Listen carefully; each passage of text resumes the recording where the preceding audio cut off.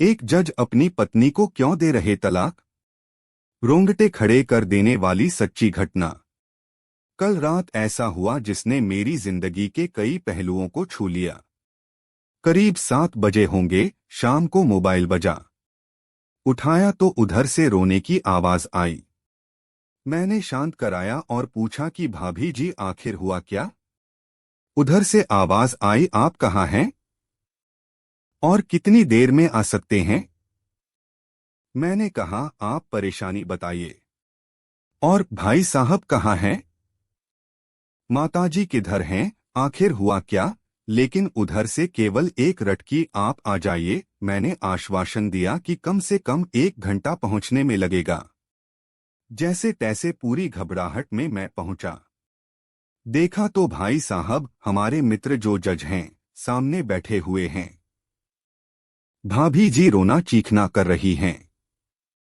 12 साल का बेटा भी परेशान है। 9 साल की बेटी भी कुछ नहीं कह पा रही है। मैंने भाई साहब से पूछा कि आखिर क्या बात है। भाई साहब कोई जवाब नहीं दे रहे थे। फिर भाभी जी ने कहा, ये देखिए तलाक के पेपर, ये कोर्ट से तैयार करा के लाए हैं, मुझे तलाक देना चाहते हैं। मैंने पूछा, ये कैसे हो सकता है? इतनी अच्छी फैमिली है, 2 बच्चे हैं, सब कुछ सेटल्ड है। प्रथम दृष्टि में मुझे लगा ये मजाक है। लेकिन मैंने बच्चों से पूछा, दादी किधर है?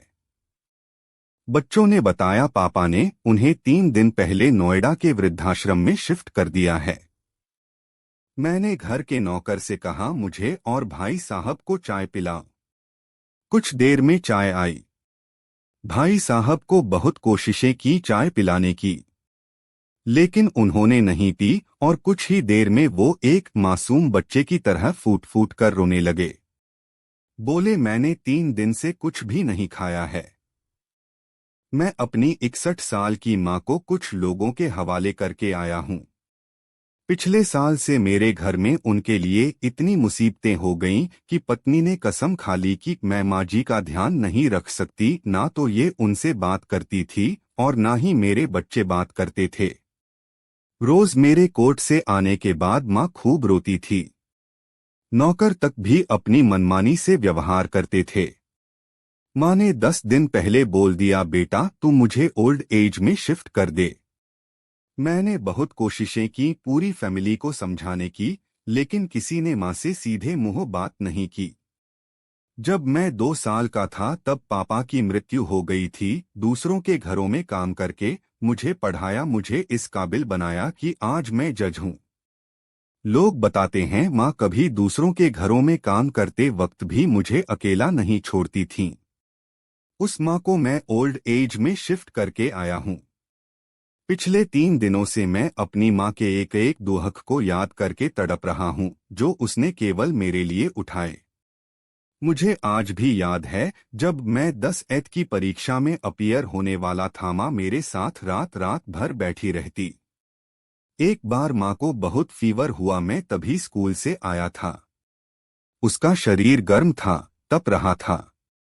मैंने कहा, माँ तुझे फीवर है? हंसते हुए बोली, अभी खाना बना रही थी इसलिए गर्म है। लोगों से उधार मांगकर मुझे दिल्ली विश्वविद्यालय से एलएलबी तक पढ़ाया।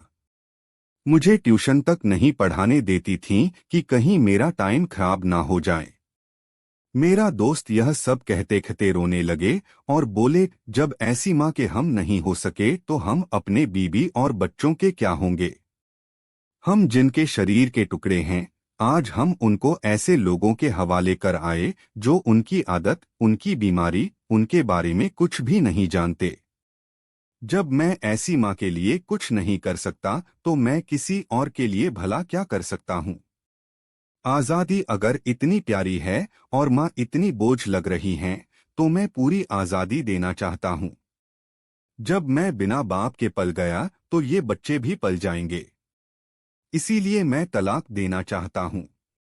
सारी प्रॉपर्टी इन लोगों के हवाले करके उस ओल्ड एज में रहूंगा। कम से कम मैं माँ के साथ रह तो सकता हूँ। और अगर इतना सब कुछ करके माँ आश्रम में रहने के लिए मजबूर है तो एक दिन मुझे भी आखिर जाना ही पड़ेगा। माँ के साथ रहते रहते आदत भी हो जाएगी, माँ की तरह तकलीफ तो नहीं होगी। जितना बोलते उससे भी ज्यादा रो रहे थे।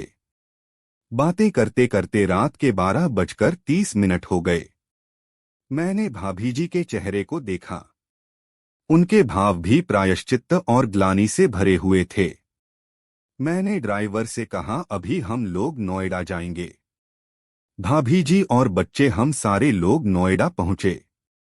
बहुत ज्यादा रिक्वेस्ट करने पर गेट खुला। भाई साहब ने उस गेट कीपर के पैर पकड़ लिए, बोले मेरी माँ है, मैं उसको लेने आया हूँ। चौकीदार ने कहा, क्या करते हो साहब? भाई साहब ने कहा, मैं जज हूँ। उस चौकीदार ने कहा, जहां सारे सबूत सामने हैं तब तो आप अपनी माँ के साथ न्याय नहीं कर पाए, औरों के साथ क्या न्याय करते होंगे साहब? इतना कहकर हम लोगों को वहीं रोककर वह अंदर चला गया। अंदर से एक महिला आई जो वार्डन थी। उसने बड़े कातर शब्दों में कहा, 2 बजे रात को आप लोग ले जाके कहीं मार दें तो मैं अपने ईश्वर को क्या जवाब दूंगी? मैंने सिस्टर से कहा, आप विश्वास करिए, ये लोग बहुत बड़े पश्चाताप में जी रहे हैं। अंत में किसी तरह उनके कमरे में ले गईं। कमरे में जो दृश्य था उसको कहने की स्थिति में मैं नहीं हूं।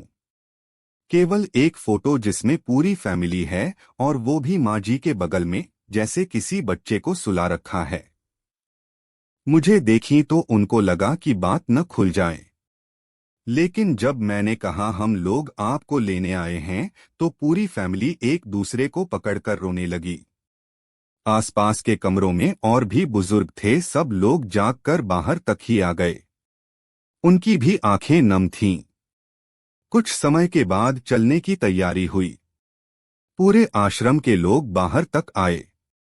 किसी तरह हम लोग आश्रम के लोगों को छोड़ पाए। सब लोग इस आशा से देख रहे थे कि शायद उनको भी कोई लेने आए। रास्ते भर बच्चे और भाभी जी तो शांत रहे, लेकिन भाई साहब और माताजी एक दूसरे की भावनाओं को अपने पुराने रिश्ते पर बिठा रहे थे। घर आते आते करीब 3:45 हो गया। भाभी जी भी अपनी खुशी की चाबी कहाँ है ये समझ गई थी। मैं भी चल दिया, लेकिन रास्ते भर वो सारी बातें और दृश्य घूमते रहे। माँ केवल माँ है, उसको मरने से पहले ना मारें। माँ हमारी ताकत है, उसे बेसहारा न होने दें। अगर वह कमजोर हो गई तो हमारी संस्कृति की रीढ़ कमजोर हो जाएगी। बिना रीढ़ का समाज कैसा होता है, किसी से छुपा नहीं। अगर आपकी परिचित परिवार में ऐसी कोई समस्या हो तो उसको ये जरूर पढ़ाएं, बात को प्रभावी ढंग से समझाएं। कुछ भी करें लेकिन हमारी जन्नी को बेसहारा बेघर न होने दें। अगर माँ की आंख से आंसू गिर गए तो ये क्रिस कई जन्मों तक रहेगा। यकीन मानना, तुम्हारे पास सब कुछ होगा पर सुकून नहीं होगा। सुकून सिर्फ माँ के आंचल में होता है, उस आंचल को बिखरने मत देना। इस मार्मिक दास्तान को खुद भी पढ़िए और अपने बच्चों को भी पढ़ाइए ताकि पश्चाताप न करना पड़े। अगर वीडियो पसंद आया तो लाइक करें और चैनल को सब्सक्राइब जरूर करें और ज्यादा से ज्यादा शेयर करें।